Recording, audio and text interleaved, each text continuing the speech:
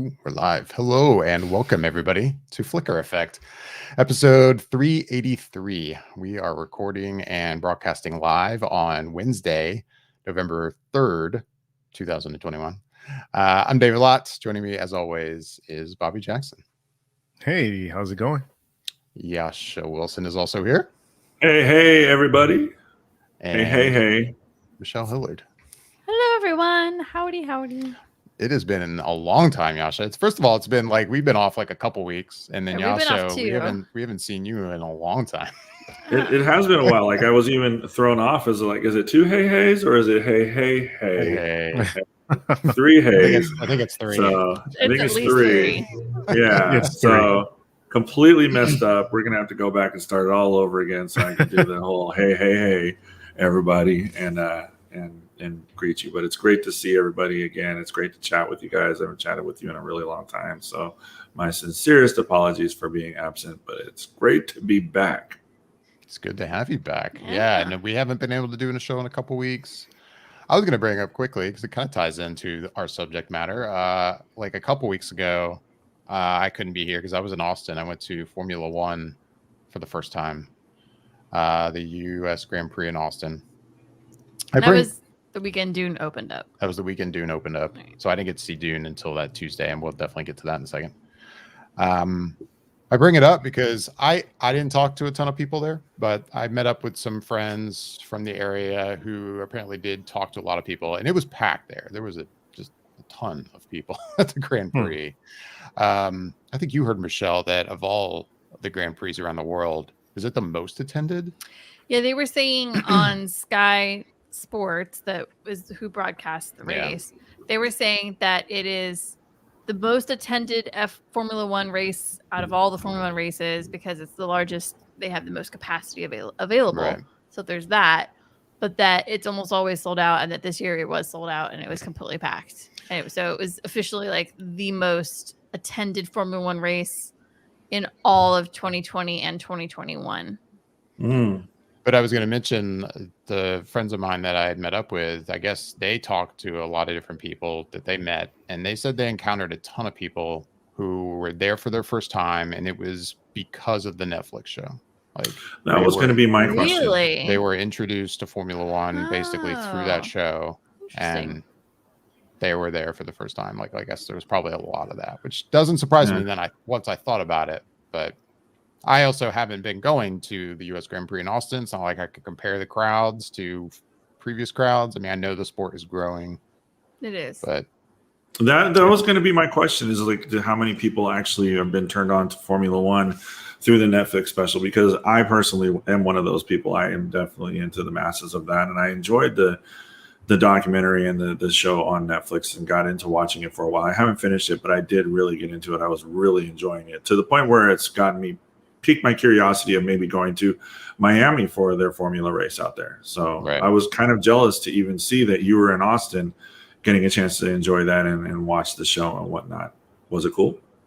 It was cool. I had a general admission ticket, so it kind of gives you that kind of free reign to pick a hill or grassy area to hang out on. A little grassy knoll. We quickly figured out that we wanted to be at turn one, and turn one in Austin has this really nice hill. When they come off the main straight, they're going uphill into that turn, so you have this really great perspective up there of the main straight and the start line. And we got there early Sunday to snag a spot there and just hung out there all day until the race. It was good. It was a lot of fun. Awesome. I'm hoping to go to Miami because it's right here in our home state, but if that doesn't happen, or even if it does, we're actually toying with going to another race somewhere else, so we'll see. Well, you mean just in general, or the next race after Miami? No, I don't know. I'm curious to maybe try to go to the Canadian Grand Prix. It's in Montreal. It's not too far, but something different. I've never been to Canada, so I don't know. It could be fun. Yeah, I would think so. 2-1. Trying to bring Michelle back. I was going to say, what happened to her? My camera doesn't. Her camera's not going well. Me. She might be an audio only. I'm might be audio only today. Yeah, I don't know if that's just going to be the best move for this. Like if you're watching us on YouTube right now or Facebook or Twitch, your camera has been, even before we got started, it's been cutting in and out constantly. I feel like it'll be a constant battle. So if maybe I can, like, while we're doing this, bring up like a photo of you and try to throw it up here. I don't know if I can actually, but you're here, Michelle. I'm here. Just Sorry. pop your Please head into don't. David's camera. You totally could. You can Just scoot over here. Slide on over into You're in David's the same frame. room. It's not gonna be Same weird, table. weird at all with her kind of like, hey, just wanna chat. There you are. All right. Anyways, yeah, sorry. The Formula One. Your camera is not cooperating whatsoever. Anyways, But we're trying. so Formula One. Yeah, Formula One. Anyway, was fun. not to, No, but Talk it's about Formula One It's forever. interesting to hear the growth just because of the show, and the show is quite good. So it's kind of cool. It's cool. hey, I got you back at least for now. Hey, I'm back for a few Anyway. minutes. Welcome back. We have a lot to talk about. We're gonna keep your camera. If it does it again, hey, look, it just disconnected on It its own just that time. did. So Just so threw me right out of we're there. done with that. All Anyway, right. Michelle, you're here. That's what matters. Yeah. We have lots to talk about, so let's get past the technical problems and move along. Dune. I know it's been how many weeks now since Dune was released? And this weekend it'll be the second week. Okay. It feels like it's been longer, I guess. but It does feel like it's been it long. feels like it's been a long time. Really? Wow. But yeah, Dune was released the weekend I went to Austin. I didn't get to see it until that Tuesday because one, I wasn't willing to watch it on HBO Max, like on my computer. It had been one thing if I could have watched it like at home, and that was my only option. Well, yeah, That's not my preferred way of seeing it, but you have a nice, big, beautiful TV screen and surround sound system. So it's one of those things. If the sacrifice is to watch it at home, it's not the worst system to watch it on. But I would definitely not that watch wasn't it. my option. It was like watch it on my laptop or iPad or something or phone. No, that's not an apparently option. watch, like you pointed out, Bobby. I could have watched it on my Apple Watch. Yeah. I saw sure some you- pictures on Twitter of people probably joking around, but Right. having it right on their Twitter, on their Apple Watch, and seeing a scene from Dune. It's just so funny how many people Yeah. and I think Denis Villeneuve did it to himself, but so many people taking that approach of like, oh, you're telling me I have to watch it in a theater? Well, I'll show you. On the smallest screen possible. Yeah. That's funny. But you know what? I'll start if you guys don't mind, unless anybody else wants to start with their thoughts on this. No, go for it. I'm excited. I never hear you say I'll start. I'll go start. ahead and That's why I'm start. doing it. We're just gonna jump in. Yeah. So Dune. I was excited to see this movie. I've been talking about it for a while. I know, Michelle, you've been obviously very excited. You're a big Denis Villeneuve fan. I am a fan of his as well. Dune, like the original David Lynch film, is weird in that it was early enough in my childhood that it's like I have these like memories of watching it. I don't know how early I watched it, but I definitely saw it, and it's one of these movies that for some reason I have this attachment to, but at the same time, it's been so long since I've seen that movie. If I watched it right now, it'd be like watching it for the first time. But just that alone too, like the idea of remaking it and knowing it could have been a better movie and seeing that there's a remake coming, I was excited. So anyway, my point being, I was excited about this movie on multiple levels. It was a real bummer to have to wait till Tuesday to see it. Saw it Tuesday in an IMAX theater. I decided to buy tickets to the one like true IMAX theater in Orlando. Though they don't project film there. There's not many of those period anywhere that still project film. Still digital projector. But anyway, full IMAX screen. Was ready for the experience. I'll say it did not disappoint. I enjoyed it quite a bit. Going into a movie of his, it's almost like going in for an experience, not just a good story. He's so visual with his storytelling. The movie looks so incredibly good. That, yeah, it's a good story. Is it an amazing story? I don't know. Like, it is what it is, but it's an interesting story for sure. But the experience of watching Dune, and as everyone keeps saying, the experience of watching Dune on a really large screen is a great experience. I've been wanting to see it again, maybe in Dolby Cinema, to kind of compare and just experience it again on bigger screen. I don't know if that'll happen. Most likely I'll just end up watching it at home sometime soon again. But I really liked it. I really liked it a lot. I will say, like, going into Dune, I had never read the book, and I really had no intention of reading the book. And then you brought up, Bobby, that you decided to listen to the audiobook.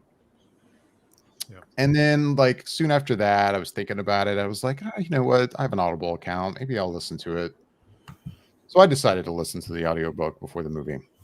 And for one thing, the audiobook presentation of Dune is a subject unto itself. Yes. And I will say, real quick, to anyone interested in reading Dune or listening to Dune, I wish I had the time to have read it. The audiobook presentation was, we'll just say, it was interesting. I don't know what I think of it. It started off great. It started off, I was like, oh, this is gonna be great, man. They've got multiple actors. Like, this is, most of the audiobooks I've listened to, and I haven't listened to a ton, but I've listened to a few, and most of them have always just been one narrator, and they'll do voices. And this starts off, and it's like, oh man, we've got different actors playing the different parts. This is great. But then it doesn't. It's a long story, but it doesn't really quite work that way the whole time. And in one sense, I'm glad I listened to the book or read it, however you want to put it. But in another sense, I kind of wish I could have experienced this movie having not read it, to see what my experience would have been like compared to the experience I got knowing the story. I mean, I did enjoy it, but I'm very curious to know, like, would I have enjoyed it more if I didn't know the story, or would I have enjoyed it less? I don't know. I guess we'll find out the answer to that question when part 2 comes out. I guess that's kind of true, though. I mean, part 2 sounds like it'll just cover the rest of that book, right? Like, sorry, I mean the sequel. Right. If he makes a third film. Yeah, which right. if he gets to do that, obviously this second one is still part of the first. Well, it's still part of the original book, and so it's not like he just had to break it up, which we hadn't really talked about yet. But yeah, right. But overall, I really enjoyed it. I'm curious to know what you guys thought. I don't know who wants to go next. I'll go. All right. So I had quite an interesting experience with Dune. It started off with, I really was just anxious to see it because, like you mentioned, I had listened to the audiobook and really enjoyed listening to it and immersing myself within the world that was being created. So I really wanted to check it out and didn't feel like I could wait to go see it in the theater. So I want to say it was that night that it came out, because it ended up coming out a day early on HBO Max. So it came out that Wednesday instead of Thursday night when it would normally be out in the theater. So I turned it on, and I have a decent TV. I mean, and it's pretty close to me. I think my TV is like 65-inch, and it's like probably maybe 7 feet away from me. So it's pretty good viewing distance, and it's an OLED, so it's a nice picture. But after about 6 minutes, the first maybe 6 minutes of watching it, I was like, no, this looks really good. I think I want to see this in the theater. So I stopped it. I stopped Good it, man. and I was like, all right, I will see this in the theater. So I ended up because I wasn't planning on seeing it in the theater at that point, but because I had already had plans throughout the rest of the weekend, the only time I could see it before I thought me and Michelle were going to do a show on that Sunday was like around a noon show. So I get there, and everything is normal, and then the movie didn't start. And one of the managers comes in and says, we're having some issues with the projector, and we're on the phone with the whatever server people to maybe get that restarted or something. And he's handing out passes for everyone, and you're like, all right, we're going to give it another 10 minutes, and if we can't, then we'll just have to give other options. You can see a later show or something else in a different theater or whatever. And of course it doesn't start. And I, mind you, had got the IMAX showing, because it wasn't the true IMAX, but it was still an IMAX. And so that's where I wanted to see it, now that I had committed to the idea of seeing it in the theater. So now I was bummed, because I was hoping to see it before we would record, and didn't get a chance to see it. Now, we didn't end up recording. And so what I ended up doing is going to a later showing that night to finally go see it. So I did get to see it the same day. I just saw it at a later time, had to come back. And what I'll say is pretty much echoing a lot of what you said, David, is just from a technical level, it's fantastic. It just looks so beautiful, and Denis seems to know exactly how to make a movie look and sing on the big screen. And I'm not the type of person that will tell you, oh, you need to go see it in the theater. I think if you're the type of person that likes going to the movies and you have the option to go to the theater to see it, then you should go see it that way, because that is the best presentation for the film. However, if you just like watching movies, and it's not a matter of how I see it, it's just you want to see it, then by all means, if you want to see it on HBO Max, knock yourself out. But I really enjoyed the experience of seeing it in IMAX, and just being able to see how it really takes up that screen, so much so that I think I came home from the theater and tried to just watch maybe a few minutes of it again on my TV.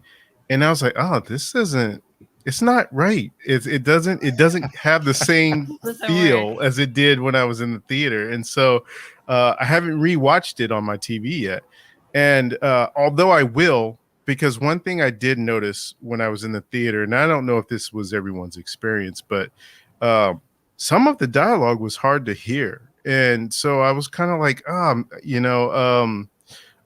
if there was some subtitle, and it was weird. I almost felt like where's the subtitle? I'm so used to watching things nowadays with subtitles on, because if anyone else is out there that's like me, if you're watching something, a lot of times you're riding the volume button, because the sound effects are louder than the voices that are being done in the show or movie. And so I'm constantly up and down. And at some point in time, I don't even know at this point, I've just started to leave subtitles on and have the volume a little bit lower.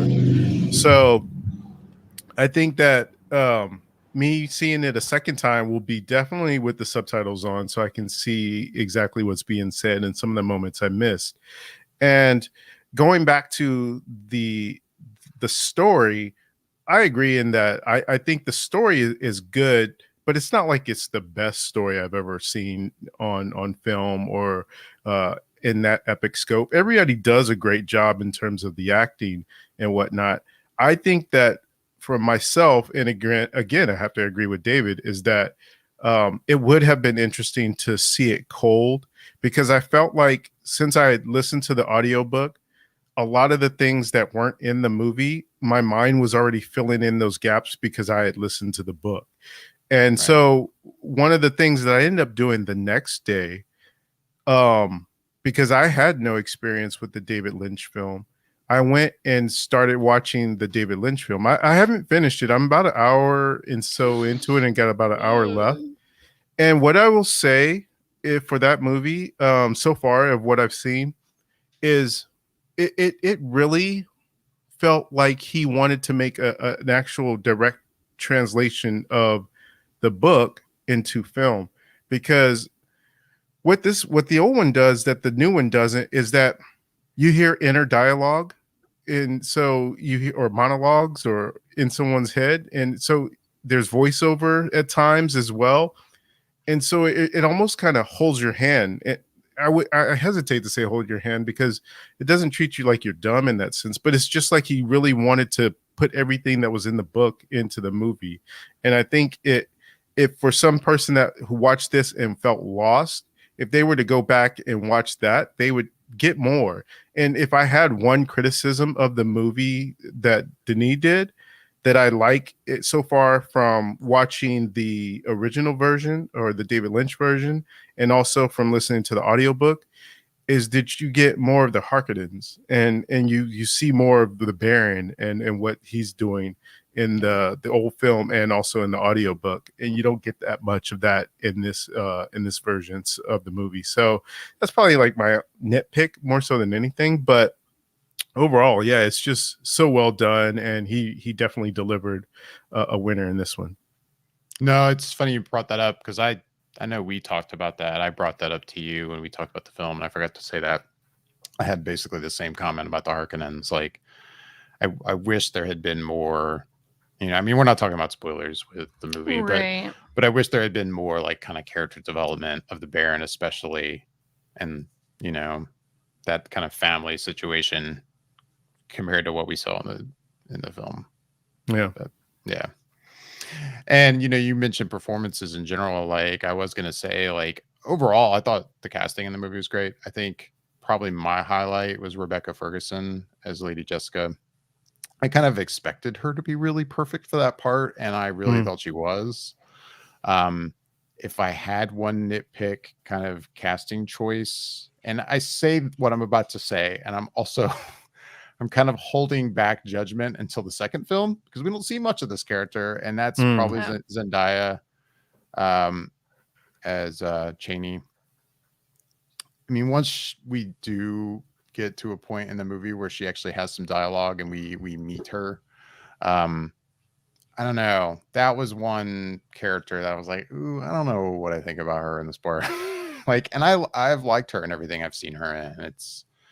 But I'm also waiting to see how she is in the second film. So that was just kind of a nitpicky casting choice, I think.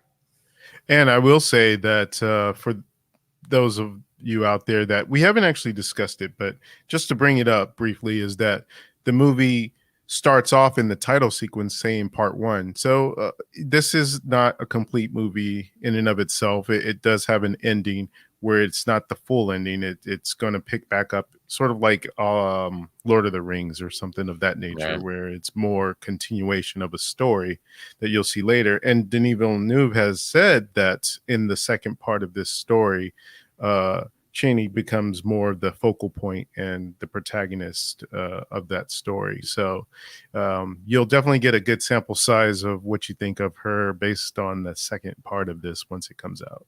Right. Jascha, I'm very curious to hear your thoughts on this one. Did you at all, like, did you see the original film? Do you remember it? If you did, have you read the book or any experience where you saw this film? I do remember the first movie. I don't remember all of it. Like if I were to watch it, similar to what you said, David, I would probably be going in completely green, not knowing anything that happens or what's going on with the story. I just remember pictures, basically, kind of like different images from that movie. I remember when I was a kid, I think I tried to watch it, and I thought it was boring and I thought it was slow. So it was like I was also, I think, 5, maybe 6. So that kind of makes sense. Yeah. So I was really excited to see this movie. And I mean, I think you guys got a little bit more out of it than I did when I watched it, because I had to try and watch it like 2 or 3 times, because the first time I was watching it, I fell asleep. I kept falling asleep. Were you tired? In the first 30 minutes? Yeah. I mean, I was tired. I kept falling asleep within the first 30 minutes of the movie, but it wasn't like late. It was like 6:30. So it was definitely early. I just found it unforgivably boring. And it just didn't grab you. Incredibly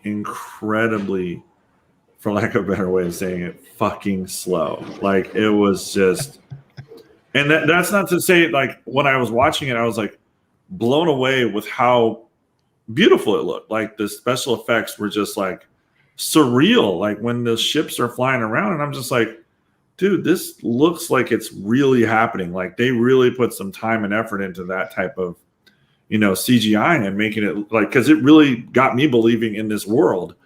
I might have to watch it again because, I mean, it sounds like you both really loved it, but I honestly, on a scale of 1 to 10, I would rate it like a 5, maybe a 4, like unbelievably, unforgivably slow. And to the point where it's like, okay, we're waiting for something to happen. I'm like, what's the storyline? What's going on? What are we looking for? That type of stuff. And then it's like, okay, so I kind of got my head wrapped around that. And I'm sure I'll watch the second one, part 2, as we've gone to know and stuff like that. Because when I finished this movie, it did right away. I was like, this doesn't feel finished. Like I hadn't read the book, so I'm looking for some sort of resolution, and it's just like that was it. Like we're just done. Roll credits. That's all. Mm-hmm. So I'm definitely looking forward to watching the second one. I'm not going to read the book at this point. Maybe later. And I'm well aware of how much this story and how classic this story is, and what kind of impact it's had in the sci-fi world today.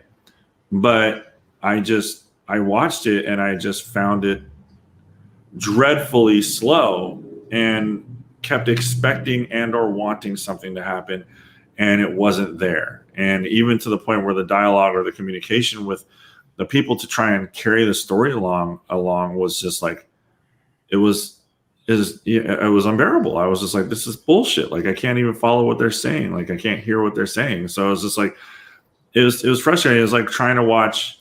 It wasn't quite as bad, but it was like trying to watch. The only thing I can relate it to is basically watching Tenet, where it's like I have to put the subtitles on because they're not talking loud enough for me to hear, and I can't turn my volume up all the way to try and understand what they're saying just so I can get through the fucking story.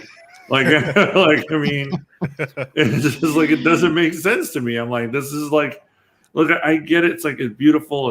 It's special effects and everything is like, yeah, it was fantastic. I'm not taking away. The same thing with Tenet. It's like special effects and everything was like, that was the one time that like Nolan missed with me. But with this, I'm just like, and I like some of Denis' past work. Like Sicario's a fantastic film, like fantastic. And we all know what a fan I am of Emily Blunt. Like we all know. So that's high praise for you.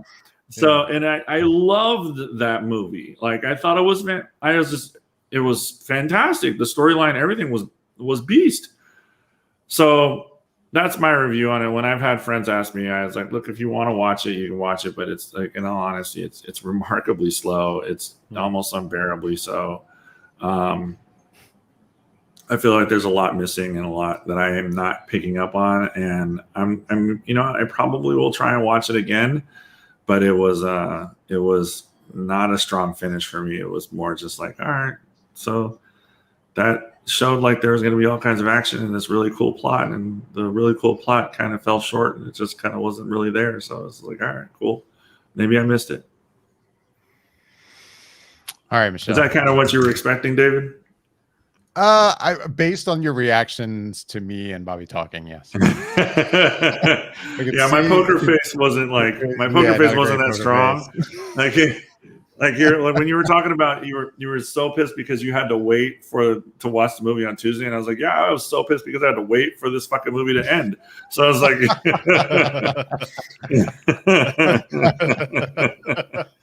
I'm kidding. It wasn't that bad, but it was just like, I was gonna say, like, you by the way, like the way you're talking about the movie versus you said you would give it like a 5 or maybe a 4. Like based on the way you're talking, I think you would give it like a 2.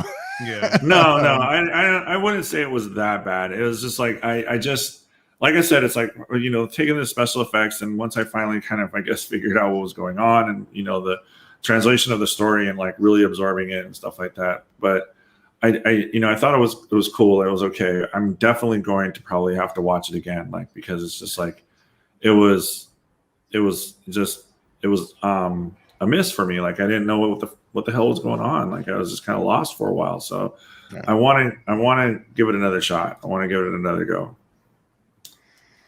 All right, Michelle. Okay. Your thoughts on Dune? You've been pumped. I feel like of all of us, I've been very excited for this I've been film. very excited about it too. I think Bobby has since he read it. And Yeah. I mean, I could easily say that Denis Villeneuve is easily in my top 5 favorite directors, if not top 3 favorite directors that are out there. Like, not even just out there right now, but even just in general. I would say he's definitely in the top 5 of my favorite directors out there. Total. So look at them. that says a lot. There's a lot of directors out in the world. So yeah, I've been very excited for this film, and I don't think that it's disappointed for me.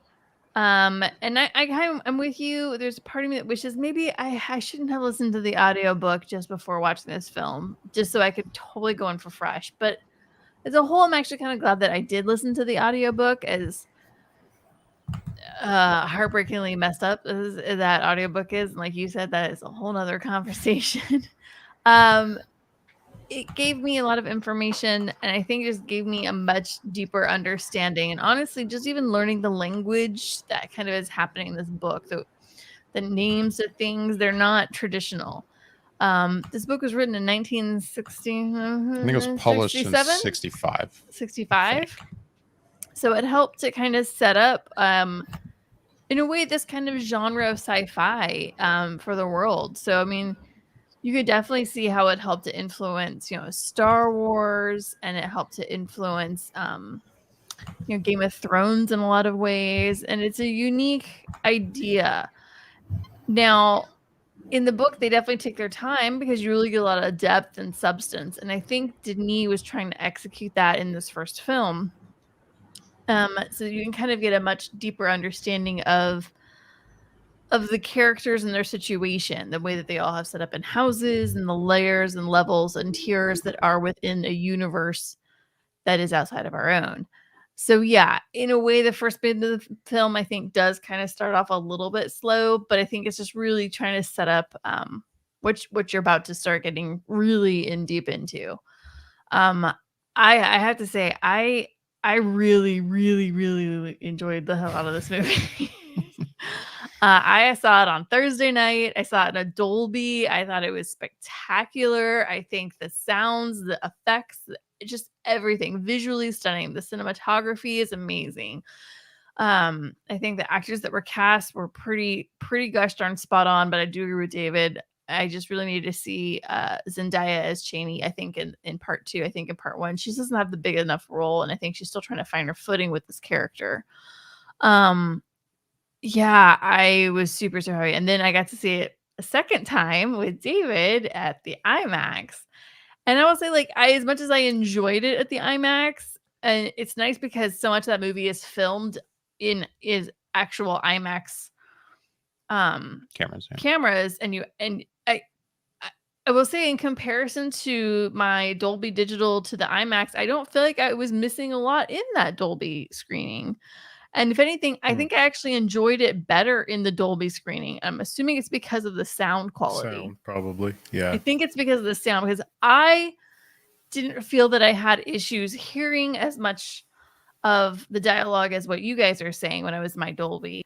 And then when I was in the IMAX, I kind of had that, but because I already kind of knew what they were saying, it didn't faze me. So I understand what you're saying, but I also I didn't have that issue because I think of my experience being so different. But I think visually, if you see it in a Dolby or you see it in the IMAX, I don't think you're missing a ton. I really was very happy with what I saw in the Dolby, and the IMAX screening was really quite vivid too. There's definitely some shots, obviously, as the screen widens and it goes into the IMAX view, you definitely, that aspect ratio brings up a smidge more, but I don't think you're missing a lot, even if you don't see it on IMAX. So please see it in any way, shape, or form you can that can possibly be on a large screen. I highly recommend it. It's quite spectacular. Yeah, I think visually great, cinematography great, special effects were just freaking amazing. it really did make you feel like that was actually happening. There was actually a spaceship in front of you flying around. Like, it was very amazing. I think Denis did a great. I think he and his team worked really hard to try to encapsulate what is being described in the book and bring it to life, but with a new, fresh twist and eyes. And I think he executed it spectacularly well. I think the sound for the sound effects is amazing, but honestly, like, the music was just so good. It really envelops you in each world, planet / house situation that you're in. Just stupid good music. Like, oh my god, that was your old boss, right? Hans Zimmer. Yeah. I wouldn't know. I don't think I'd call him my old boss, but Yeah. but yes, yeah. Well, your old boss, he did good. Oh, you own that shit. If that's the case, you own it. Own the hell out of My that. boss That's rocked awesome. it. Hells yeah, he did. I met him once. But my point is, like, kudos, Hans. It was quite, I mean, it was really, really good. And I think as far as the actors go, I think everybody did a great job. Honestly, like, Oscar Isaacs, it's his role as the Duke was actually really good. And yeah, hands down, I think stand-up performance is definitely going to be, I keep wanting to say Sarah Ferguson. Say who? I was thinking it's royal family Sarah Ferguson. I don't know why I'm saying that. Rebecca Ferguson. Rebecca Ferguson. Rebecca. Thank you. Sorry. Rebecca Ferguson is definitely the standout in this film. And Chalamet's quite good too. I mean, and I think Timothy Chalamet actually, there's two scenes in particular that I was like, dang, somebody understood the assignment. 'Cause they were overall, really good. I mean, not to cut in, but overall, again, I think everyone was great. But to go back to the Zendaya thing, I I'm just gonna do that. I also wonder if, having just listened to the book and having that interpretation of the character, and it's just being a different interpretation is what threw me. Because I feel like that and her interpretation, or at least the direction she was given for that interpretation of the character, felt the most different from the book for me. I would agree with that. I think in the book she's a little softer and a little more childlike. Right. Whereas in this, she's a pretty badass young adult already. Right. She's pretty strong in who she is. And she's pretty independent. So it's not like it's bad acting or anything. It's just like it's a different take. And it threw me. That was the one character that threw me a little bit. Yeah. I mean, I will say, like, I think there were moments when I was like, I think Zendaya was trying to play certain lines kind of like short and flat and like very like strong and starch, but it kind of came off flat. If that makes any sense. Like, I think she was trying to be kind of like, this is the point I'm making. I don't need to say any additional words. This is the end of my sentence. Boom. But instead of it coming out kind of strong, it came off a little flat. And I think it's her trying to understand that character. Chaney's very interesting. She's very unique. Yeah. As far as characters go, she's probably the most interesting one to follow because she really has to kind of know who she is as a person as the story develops. So yes, I think in part 2, she's going to shine for sure. And it's just interesting because, like, as you're reading the book or listening to the book, in my case, this part 1 that the movie encapsulates, Lady Jessica is definitely, other than, my brain is just not working tonight. Other than Timothy Chalamet's character, Paul. Thank you. God, why? So other than Paul Atreides, I feel like Lady Jessica is really a big focus in the book. And so I'm really glad that Ferguson was there because I think she really brings it out. But then, yeah, in the second half, obviously Paul is still the main character that we're following through the whole thing. But Chaney really kind of comes up and comes into her own and it kind of shows it. Yeah. So I was really happy with it. I knew where the movie was going to end based on the whole, it makes the most sense as far as knowing the storyline, but also even just what Denis said. And I know there's people that go see this film and they don't follow like Twitter and what that director says. They don't follow, like, they're not watching ET at night or, they're not following this stuff. So they have no idea that the movie's going to end, because I will say in Thursday night showing, my showing, there were people that were like, I actually could hear people going, what? There's Like audible reaction. to the movie's done. Like, wait, what? And then and I get that. I mean, there were times they'd be like a friend, and the friend would be like, "Oh no, it's okay. There's gonna be another part of the thing. It's just a big story." And they're like, "Oh, okay." But like, you can kind of hear part one right at the beginning, right? But I don't know if people make the connection. I think they thought it'd be a more solid ending, and I think it kind of surprised people. I mean, but I will say, as far as the story goes, it's actually the perfect cutoff point to then say, "Boom, that was part one." And then we'll do. Honestly, it's the best spot for it, truth be told. And I think on the flip side, because I had been hearing reaction to when it just kind of stops, and I had seen so many, like on Twitter, so many reactions where it's people who basically didn't like the movie as much as we did, reacting to that ending, just like, oh, and it just stops. And I mean, in a way, it does. I don't disagree. Like, it's not the full story. Right. But at the same time, with that in my mind, and then when I saw the movie, I was like, okay, he definitely gives it the best ending I feel like he can for telling part of a story. Like, he does give it a beat of an end. Like, I mean, this is the end of what I'm telling you right now. I'm teasing more to come. Like, so I was expecting it to really just be like the end of the scene, black, or something. Right. And it really and it wasn't. fades, so I was like, really okay, it's got well. kind of a nice. It does. I mean, I'm going to say what I'm going to say, and maybe you'll think it's spoiler. I don't think it's spoiler, but like, Chaney has the last line of the film, and it's just her, and she just says, "This is just the beginning." And then it kind of fades out in a nice way. And I'm like, that's she's kind of talking to the audience. She's not talking to us, but she's kind of talking to the audience, saying, this is just the beginning. There's still so much more that's going to come. This was just laying down the base work here, kids. We're just trying to get you to understand the first layer of it all. Now all the crazy stuff's going to happen. But so yes, I'm very happy with the movie. I saw it twice. I'll be honest. There was points from when I saw it Thursday night to when I saw it Tuesday night. There was a point somewhere on like Saturday or something. I was like, just throw it on HBO Max and watch it at home on HBO Max. I mean, if it weren't for the fact that we're trying to like catch up on other stuff that we're watching, so much we're watching right now. I mean, there's no doubt I've been wanting to like throw it on here and there. But I know if I do, I'm just gonna want to watch it and not like work on my computer at the same time or something. You put Halloween decorations away. Right? Like, I'm gonna end up sitting down and watching the movie. Totally. Like, so, I very much want to watch it again. So yeah, I highly recommend a second viewing. I feel like I think there was a little bit more, not that I felt like I missed anything, but I feel like a deeper level of appreciation for some of the things happened in the second viewing. But I mean, there's definitely some great stuff. And the thing is I think in your first viewing, a general audience isn't going to understand a lot of the foreshadowing that Denis puts in from the book that is going to come into play later down the road. And I think what he did do was freaking brilliant and just done so well. And there's just moments of foreshadowing throughout this first movie that I was like, oh, look at that. Oh, that's so good. Well, you did such a good job. I like it so much. So I think the best is yet to come when it comes to Dune and its saga. And no, is it like, I think as engaging as say Game of Thrones is, or even Star Wars as far as that kind of situation? No.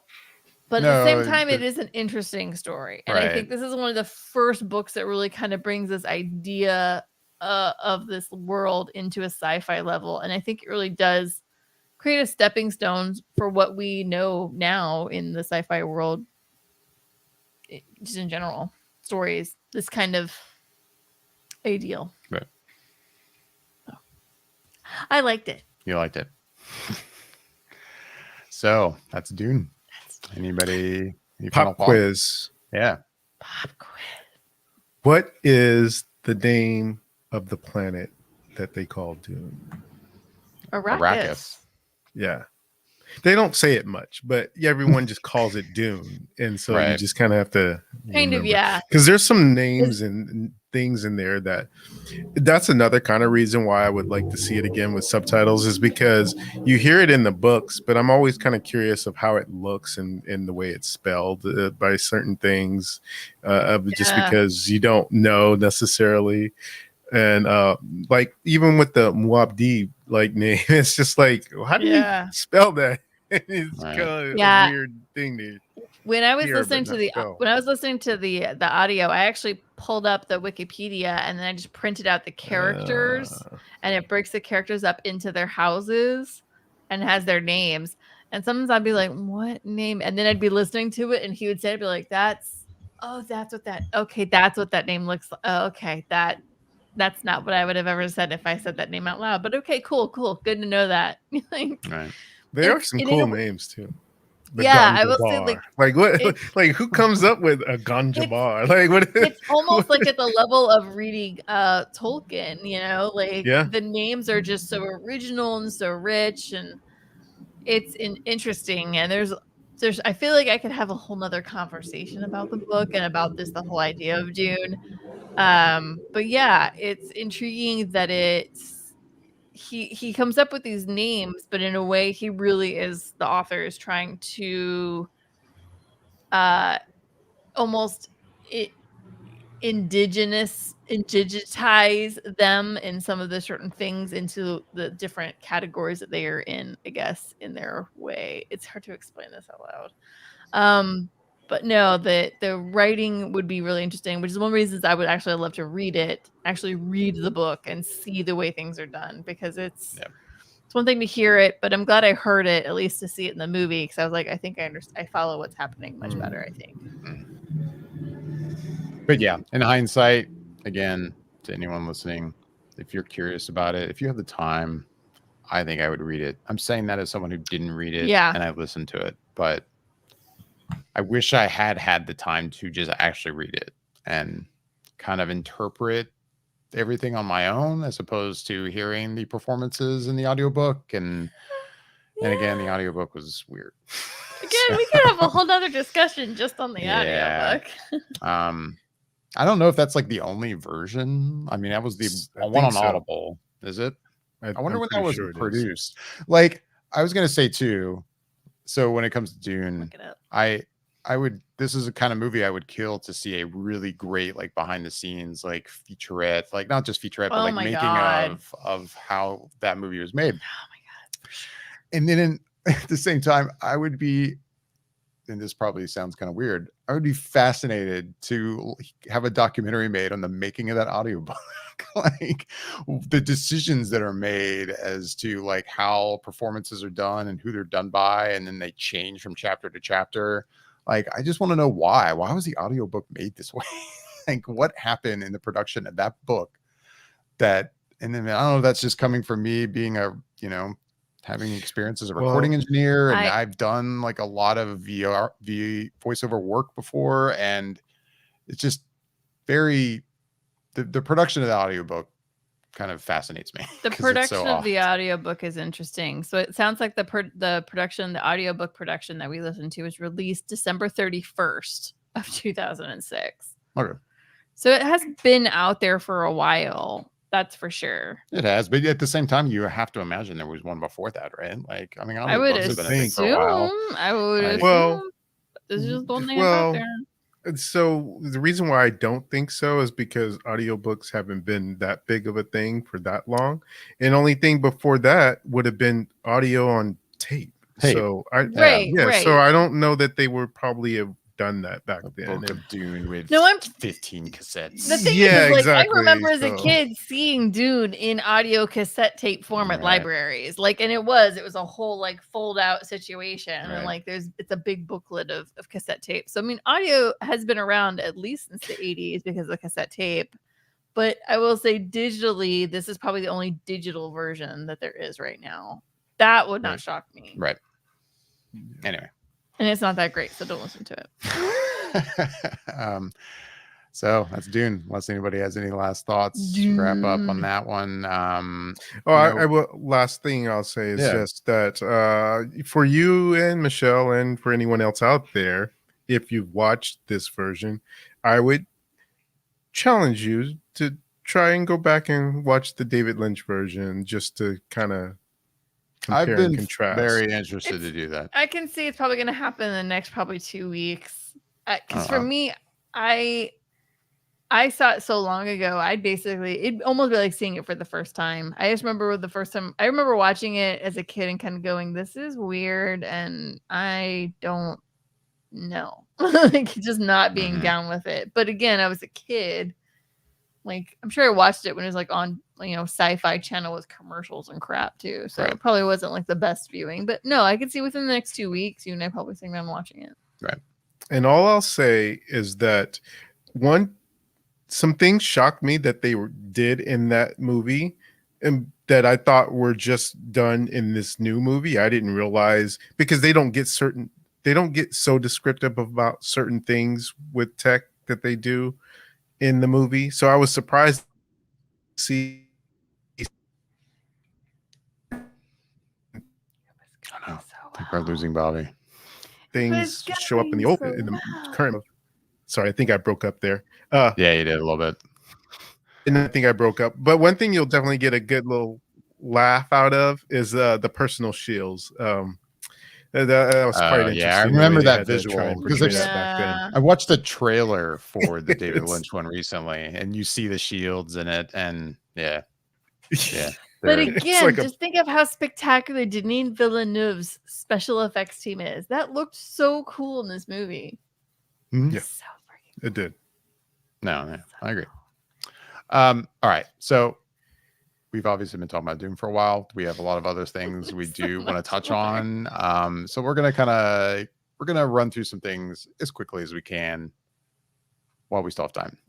First, I wanted to point out we also Michelle and I know we've seen it. Bobby, I think you saw it. I don't know if you have, Jascha. Last Night in Soho.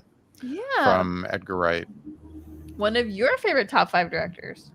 Yeah, I would I would say so. I've never really thought of like, oh, what are my top 5 directors? I know, I'm Edgar Wright's way up there. Like working right now, Edgar Wright is one of those directors. Like he makes a movie, I'm seeing it as soon as I can. Yeah. Like even if it were a trailer where I was like, oh my God, this looks like it could be terrible. Like I would still be like, well, I still have to see it though. Like it's Edgar Wright. I mean, he's one of your dudes. He's like Denis to me. I'm like, I'm gonna go see it.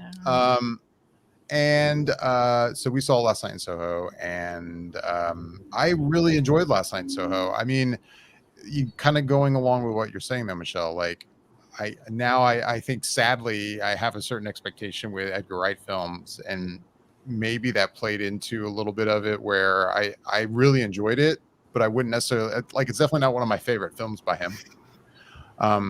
But I thought it was very, very good. I do want to watch it again at some point. I mean, I'm not going to go out and probably see it in the theater again, but I want to watch it again and see how my second experience is with it.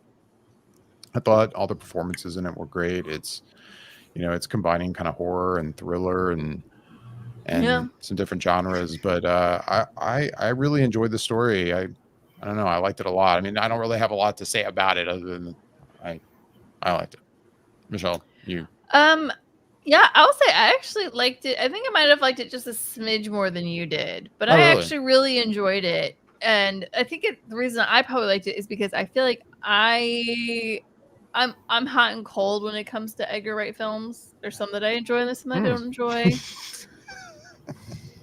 But this one I did actually really enjoy it. I mean, I have some nitpicky things about it for sure.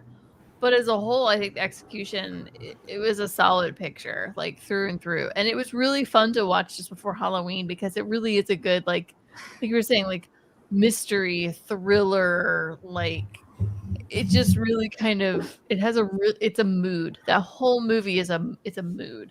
Right. And it's excellent. And I like it it's a lot. Mood. It's a mood. And like I won't even get into the whole thing, but honestly, he did a really good job as far as like execution of theming and ideas and visuals for certain time periods. It was so well done. So well done. I actually really enjoyed it. Like I said, nitpicky things, but overall, I'm actually really happy with that one. And I am too. I mean, I really enjoyed it. I guess, I don't know. Again, maybe I had a certain expectation for something, and when I saw it at first, I was like, I don't know. Like it was good, but it wasn't as good maybe as I was expecting. But then I think about the movie afterwards, and I'm like, I really liked it. It was a really good movie. Yeah, is it one of the first ones he's done where there's a female lead? Like I don't lead know. lead. I guess. Yeah. Maybe. I think it Probably. is. Yeah, probably. I'm just going back and I'm like, yeah. Anyways, Bobby, you what'd saw it. you What'd saw you it? think?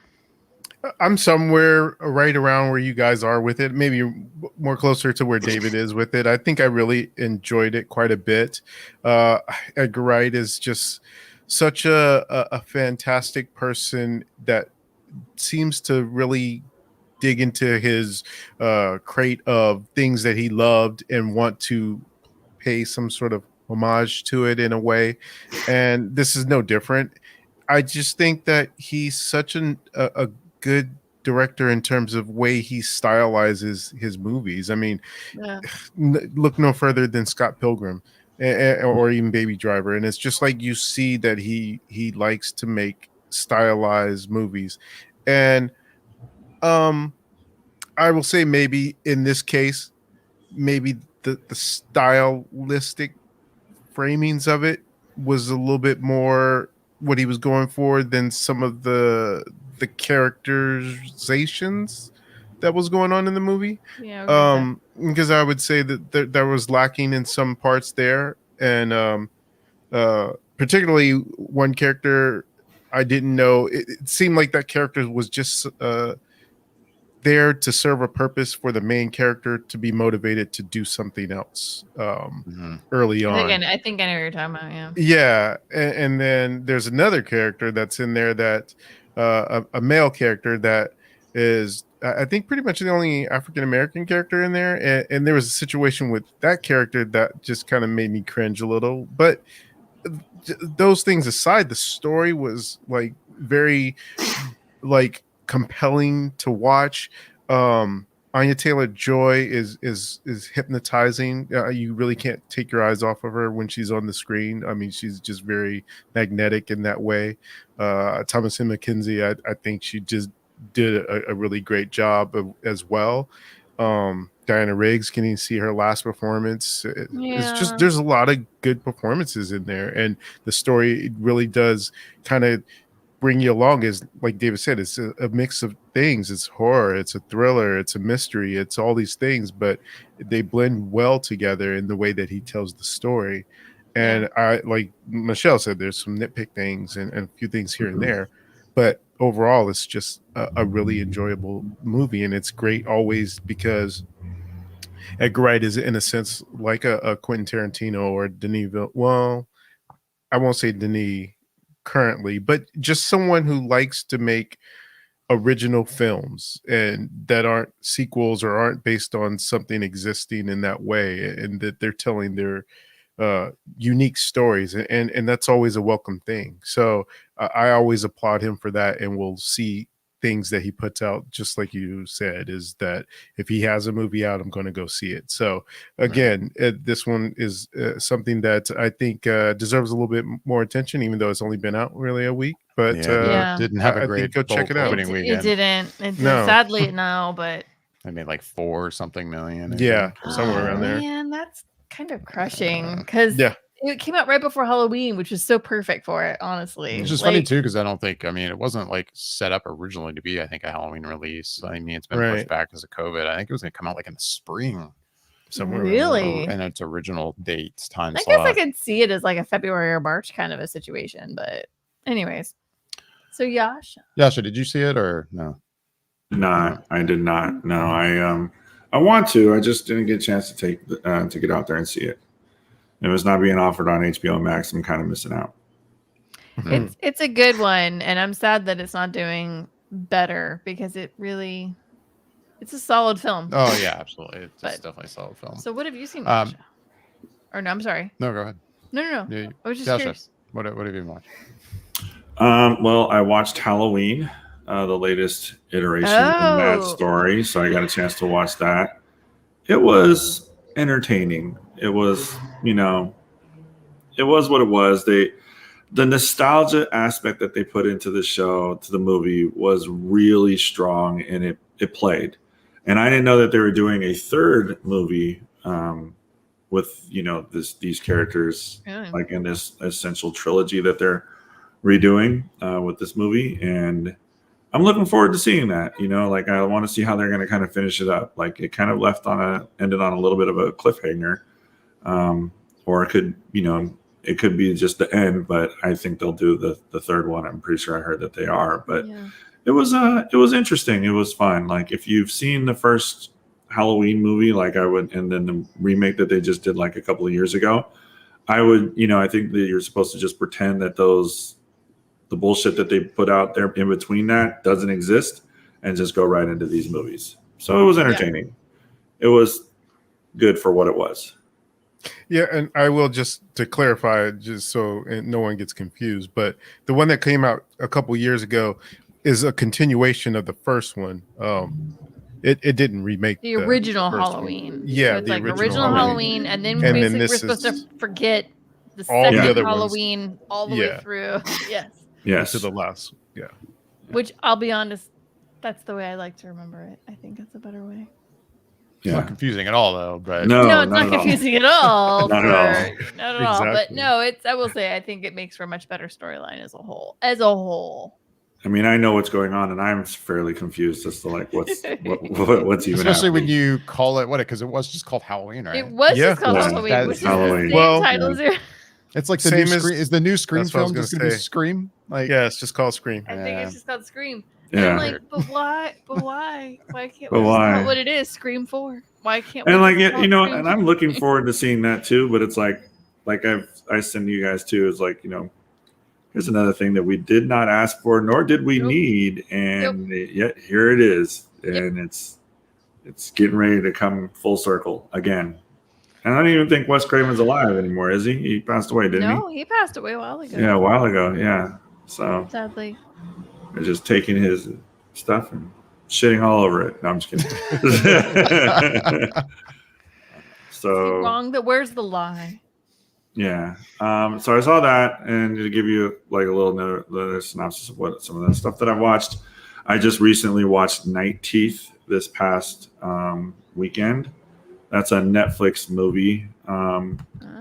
Kind of independent type of little feel to it. Maybe let's see. There's people in it that you know who they are, but I don't know who they are type of thing. Like I wouldn't be able to call them out. Okay.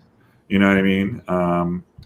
We have Jorge or George Lindenberg Jr., Lucy Fry, Alfie Allen is in it, Debbie Ryan, Raul Castillo, who's a pretty big name, Ash Santos, Megan Fox is in this as well, like which was completely random. Like she doesn't even have a really big part, but she's there. And it's just like I was like, what are you doing in this? Like it was just like it's kind of like who called in a favor with you, like, or are you just that desperate for work? So I watched that, and that's basically about a young guy it's a vampire movie, and let's see if I can read the synopsis really quickly. It's probably very vague. On IMDb, a college student moonlighting as a chauffeur picks up two mysterious women for a night of party hopping across LA, but when he uncovers the bloodthirsty intentions and their dangerous, shadowy underworld, he must fight to stay alive. So yeah, it's what you would expect. It is a very Collateral with vampires. That's yes, what it kind of sounds like. I was thinking that. I was like, that's exactly what it is, and it's exactly what you expect, exactly what you think it is. It's a little campy, a little cheesy, but I mean, at the same time, it's honestly what we would probably classify as like a popcorn watch. Like, all right, this is a piece of cake to watch, and I have some time to kill, so like I'm going to put this on, be relatively entertained throughout through some of it. They try a little too hard to be sexy. They tried a little too hard to be edgy at times. But it was just like, I was like, all right, yeah, that was fine. I didn't feel like I lost 2.5 hours of my life watching people in the sand or anything like that. But it was definitely, an interesting watch. Right. And I don't think I talked about it. I got a chance to talk about it, but I did see Shang-Chi. And it's been a while since you've been on, so so I will dive into he hasn't been on in a month. Yeah, it's been over a month. I think it's been over like a month. Since August. Since I've been here. Like, yeah, and I missed you guys terribly. Shang-Chi, I loved it. I thought it was fantastic. I saw it twice in the same weekend. I saw it on Oh, Friday, nice. and I think I saw it on Friday, and I saw it again on Sunday, or I think I had like a random free Monday, and I went and saw it on Monday morning or something like that. But no, Tuesday. Either way. I saw it with my cousin. I saw it with a friend, and then I saw it in the same weekend. I saw it twice, and I loved it. I thought it was fantastic. I was super pleased with the direction of the story. I thought it was a lot of fun. What they said at Comic-Con, how the 10 Rings are going to play a much bigger role in the next phase of the MCU. That is definitely true. I'm excited to see where they go with the character. I think I'm forgetting his name but I follow him now on Instagram. The lead character, Shang-Chi.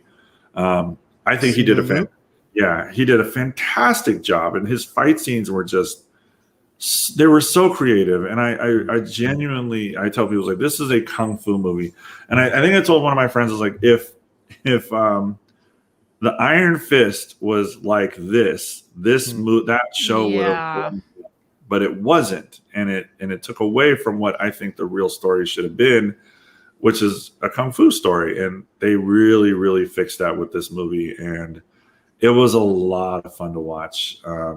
I don't think Awkwafina is a strong fit as a reoccurring character. Excuse me. I honestly got a little annoyed with the whole comic relief that she was there. I get it for the first part, but she should have moved on after the story's not about her. She should have moved on at the end of this movie. There's no reason why Wong should have showed up and said, "We need both of you." No, that chick does nothing. She does absolutely nothing, but she's a waste of time and space. And it's just like, she's just there almost like as a sidekick. And I just can't. Like, it didn't. Sorry, this sounds just overly savage. I'm not trying to be mean, but it's just like pretty savage.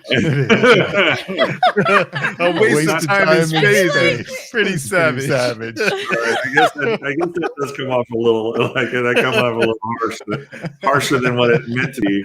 But That's okay. It's fine. Yeah, but she doesn't need to be there. She's just like, I mean, I don't disagree with what you're saying. Yeah, she's just like, they should have moved on. Like, if anything, maybe in the next one, like, and I know how cliche this is, but maybe in the next one, instead of having her there, give him a love interest, or give him somebody that's part of that world that, you know, he could actually resonate with. And she's a badass and she's a fighter. And like, I mean, we got to see his sister in action, and she was such a badass. And there's so much going on with her taking over for dad. And it's just like, you know, spoiler alert, I'm sorry, but it's just like, there's so much other deep characters that I think we can really explore, other than his fucking friend from high school that just happened to be there at the right time, at the right place and right time, who contributes nothing but danger to his progression in this world. Like, okay, so she had like a moment at the very end of the film, but it's like, I just don't think that she's really needed to be there. And it's just kind of like frustrating to watch that over and over and over again. But you like the movie, and that's what's important. Oh yeah, on the grand scheme of things, yeah, I absolutely thoroughly enjoyed the movie. Can't wait for it to come out on Disney Plus, which I think it should be doing soon. That's true. And I will definitely have that probably on loop and or replay here in my place. So it's like, I loved it. I thought it was a lot of fun. I thought he was fantastic, and the action scenes were just great, especially the first one on the bus. It was so good. So good.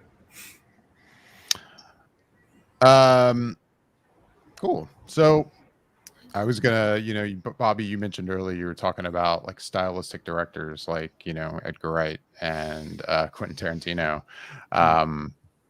So last night we saw The French Dispatch by Wes Anderson. What? I was actually going to see if you wanted to do a small show just about this movie. We totally can, but I still want to talk about it on here. Okay, I'm just Wes Anderson. That's what I said. I know. Yeah. Oh, yeah. I'm trying to. I'm segueing you back in. Wes Anderson. I'll say really quick. I thoroughly enjoyed the movie. I really liked it a lot. Did you? Yeah, no, I did. I did not think David was enjoying this movie at no, all. By the way, but I see. I don't show outward like No. reaction to things I'm watching. I just, this is true. You yeah. giggled twice in the movie, and I don't think that's true. you chuckled twice. You and were you were so into the film you weren't paying attention to my reactions. No, I really liked it. I've always really liked Wes Anderson films. I will say about this movie, it's probably the most Wes Anderson film he's ever made stylistically. Like all of his films have an extremely unique style about them. Yeah. But with that said, like there's moments in his films that are definitely more of a like look, and the way he kind of will like tell like a side story, and he'll like almost, it's not even animated, but it almost looks animated, or it might be animated. This entire movie is like that. Like every scene is That's just a side like, story of a side story. yeah. And I mean, but it's just a lot of fun to watch. Like I don't actually think I had seen the most recent trailer. I don't think I had. Because I watched it since. And it had been a while since I had watched the trailer. I just knew, oh, it's a Wes Anderson film. Of course I'm going to go see this. Like, I didn't need to watch it again or watch any more. I'm kind of glad I didn't, like, because I rewatched the most recent trailer. Actually, I think it was today. And I was kind of like, oh, okay, this definitely lays out more of like these stories that are being told. And I didn't really know that going into it. I didn't remember. But yeah, no, I really liked it a lot. I really want to see that. I would highly recommend you see it. It's quite good.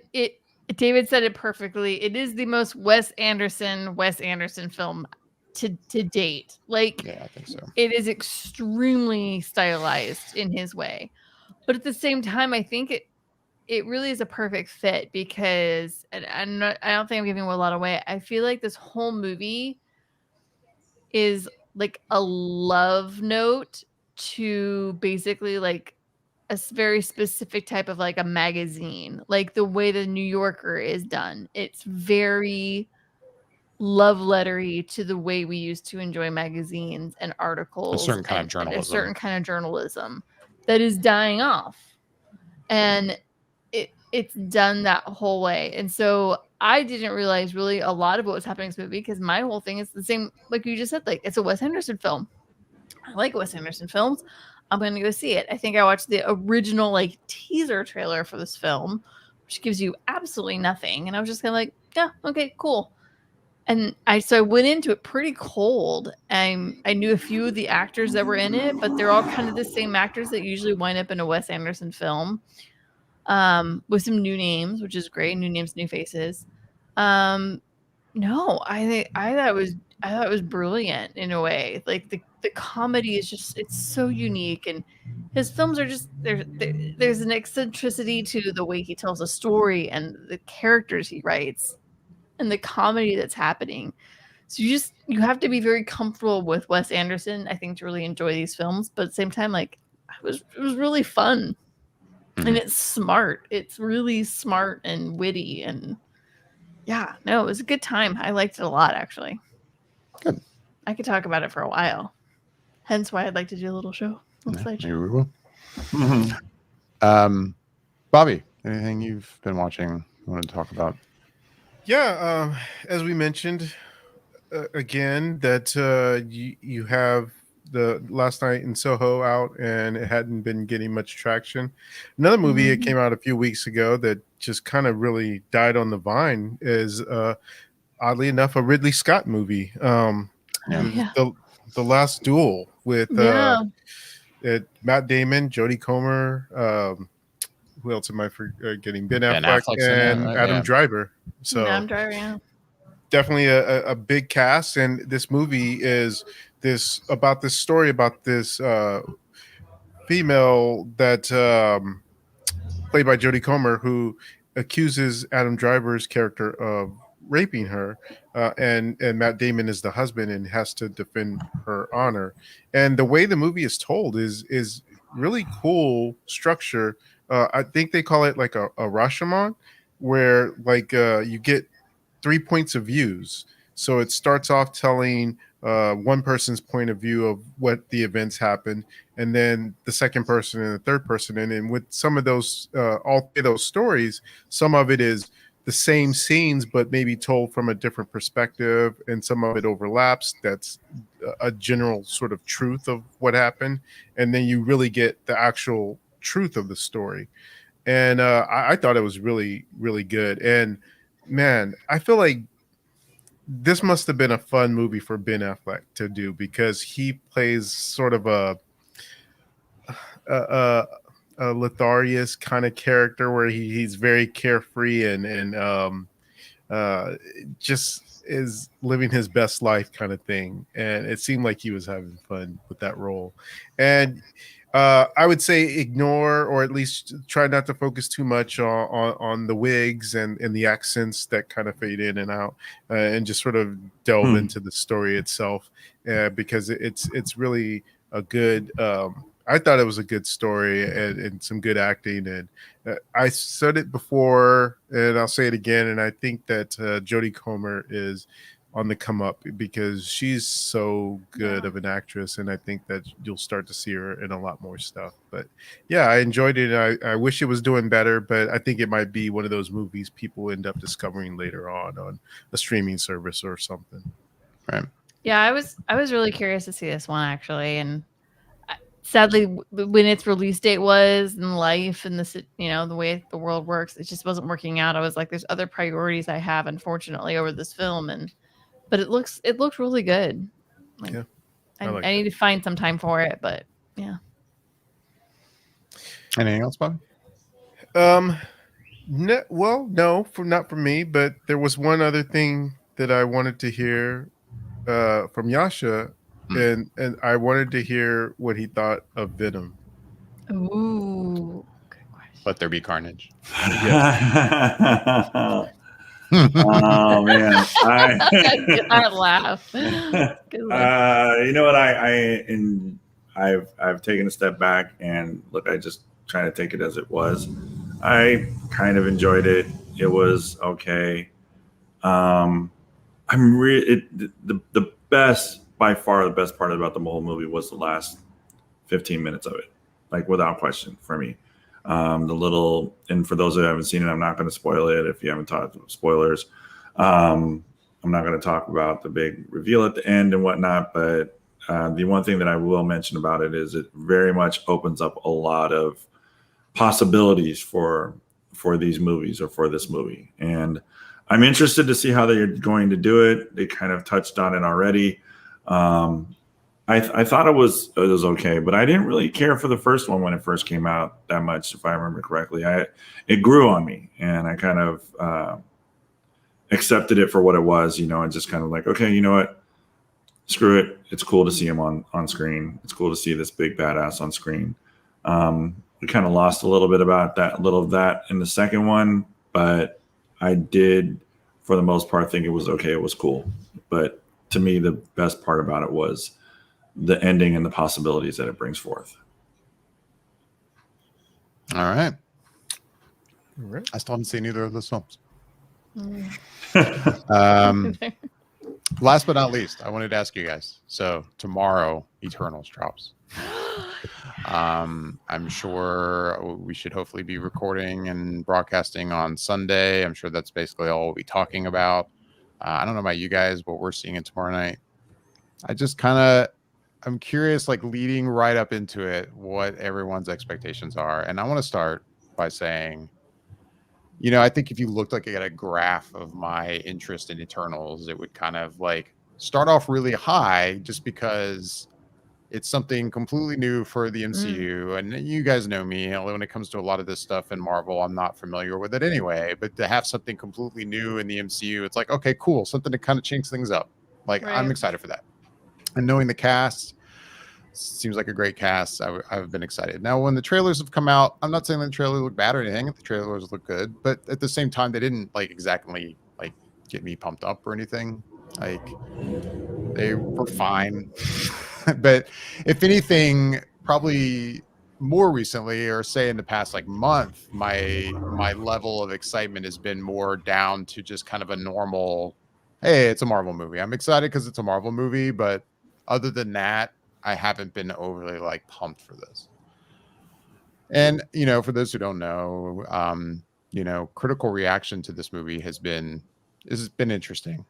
Yeah. As of right now, it has apparently the lowest Rotten Tomatoes score of any Marvel film so far. I think as of this broadcast and recording, it is sitting at I think 54%, 53%.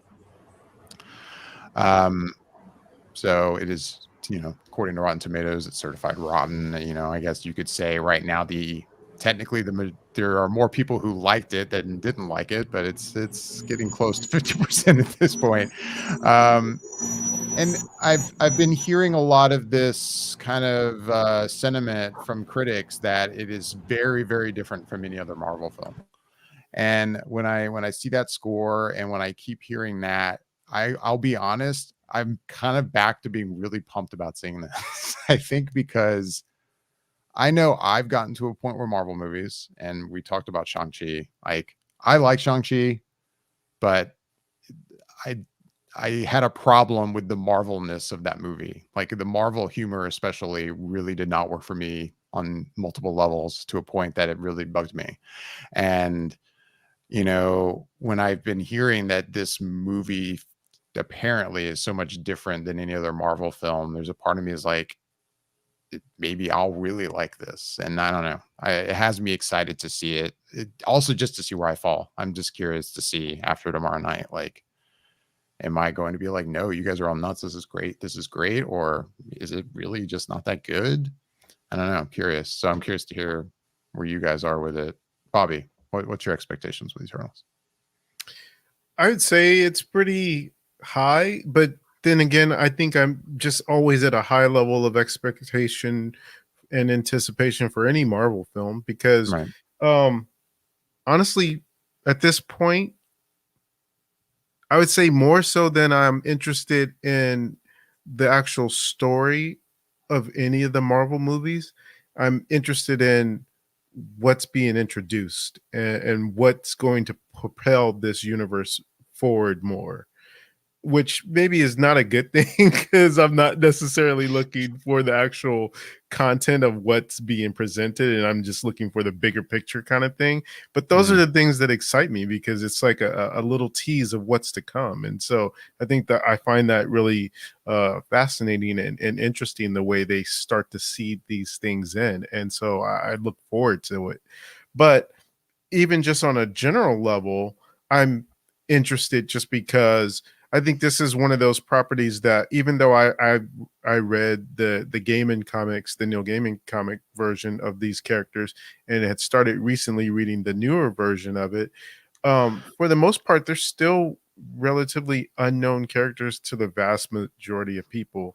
And even I have a limited experience with them. So it's always fun to get to see that being portrayed and not having to bring too much extra baggage to it in terms of expectations. So I'm just open. I'm an open canvas to whatever they want to tell, and it'll hit me the way it hits me. And I've seen some of the reviews and some of the issues they've had, and I'm curious if those things I'll bump up against or not. And I'm excited to see how I'll feel about it, almost more than actually seeing the movie, just to see how I'll come out of it, how I'll come out on the other end.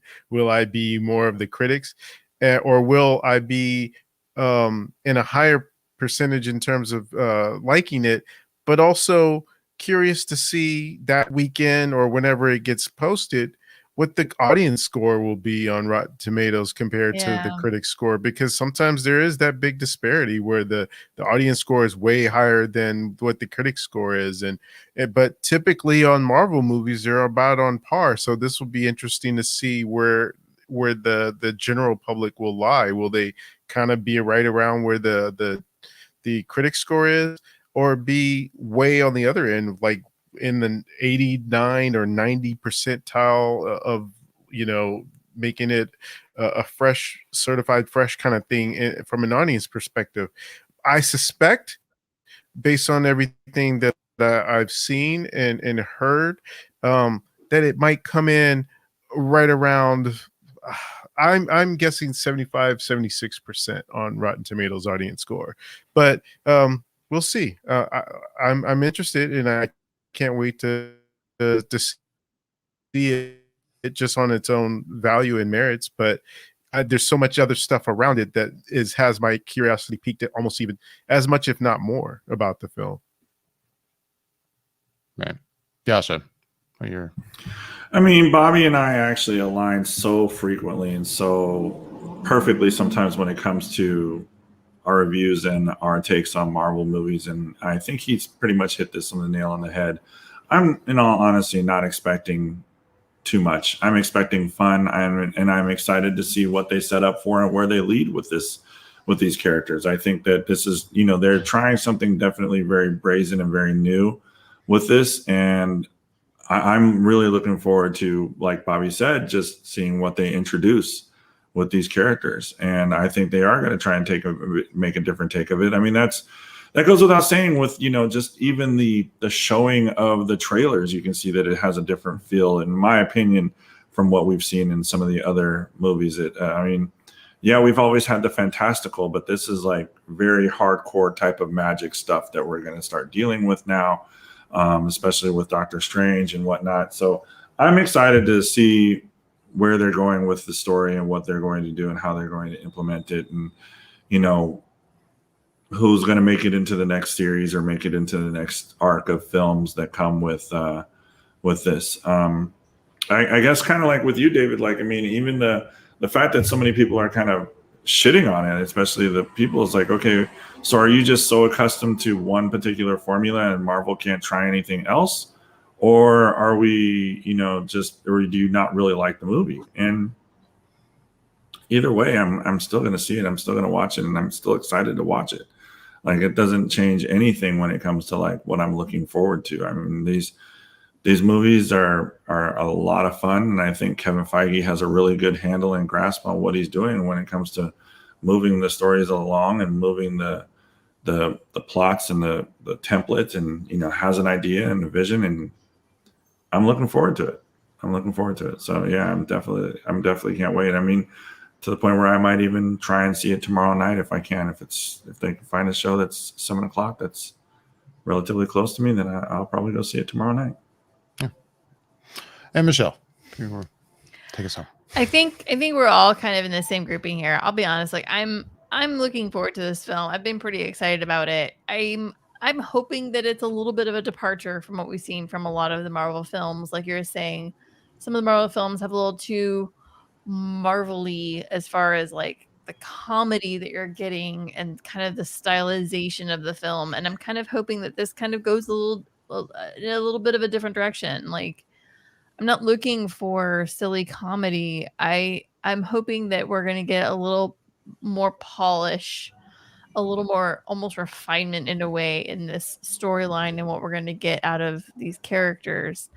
And, this is a different sequence in the comics than what I think we're used to seeing. And this is a little more of a different direction, a little darker, a little stronger, a little more reliant on the storyline itself. And so I think that's what we're getting, and I'm hoping that's what we're going to get. I think visually it looks good from what I've seen, and I don't think it's going to disappoint in that. No, I'm ready to just kind of take in what we can. I think this director, I want to see more from her, and I keep thinking this is going to be a really good stepping stone for her in the future. I just, the critics, I don't know, like maybe they were expecting a certain thing, like we're saying, like maybe mentally they're going into it with one thing and not being open to other directions. But I know for me, I'm pretty open to a little bit of a change, I think.